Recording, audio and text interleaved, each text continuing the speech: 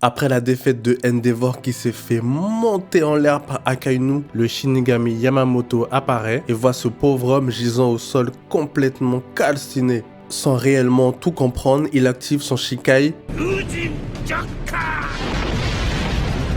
et porte un coup à Akainu qui l'a littéralement coupé en deux. Notre Shinigami choqué voit le corps se reconstituer et réalise que ses attaques n'ont aucun effet sur l'homme magma. Il tente quand même de l'attaquer une deuxième fois et là Akainu évite l'attaque grâce à son acquis de l'observation. Puis il riposte, Yamamoto esquive de justesse. Il se demande comment il a pu le voir car les Shinigami sont censés être invisibles pour les êtres humains. C'était sans compter sur le acquis de l'observation supérieure qui permet à Akainu de distinguer l'aura de son adversaire et de voir quelques secondes dans le futur.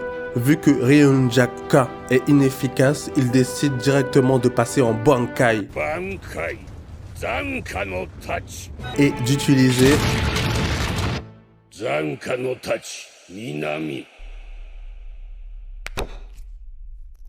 pour entraver les mouvements de Akainu, sauf que celui-ci utilise son fruit éveillé pour transformer son environnement en magma et engloutit tous les squelettes. Le fondateur de la Soul Society, maintenant dans les airs pour éviter le magma au sol, voit une pluie de météores arriver dans sa direction. Le ciel rempli de météores et le sol de magma, Akainu prend l'avantage. Il décide donc de passer à la vitesse supérieure en utilisant les flammes sous ses pieds pour prendre plus de vitesse et esquiver l'éruption de magma. Enfonçant tout droit sur Akainu. La chaleur emmagasinée dans le Zanpakuto surpasse la température de la lave et touche son véritable corps. Son bras se retrouve totalement désintégré. Dans le même moment, Akainu parvient, tout en cauterisant sa plaie, à attraper notre Shinigami et utiliser l'attaque.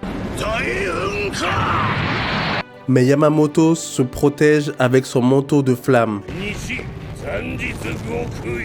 Malgré sa protection, Yamamoto prend des dégâts et crache du sang. Les météores toujours présents dans les airs tombent et touchent nos deux antagonistes. Ils se retrouvent engloutis sous la lave. Akainu remonte à la surface car c'est son élément. Essoufflé avec un bras en moins, il se concentre sur son acquis de l'observation car il sait très bien que son adversaire n'est pas mort. Il arrive à voir quelques secondes dans le futur et voit l'attaque de Yamamoto arriver. Sauf que malheureusement pour lui, il n'a absolument pas le temps de l'esquiver. L'attaque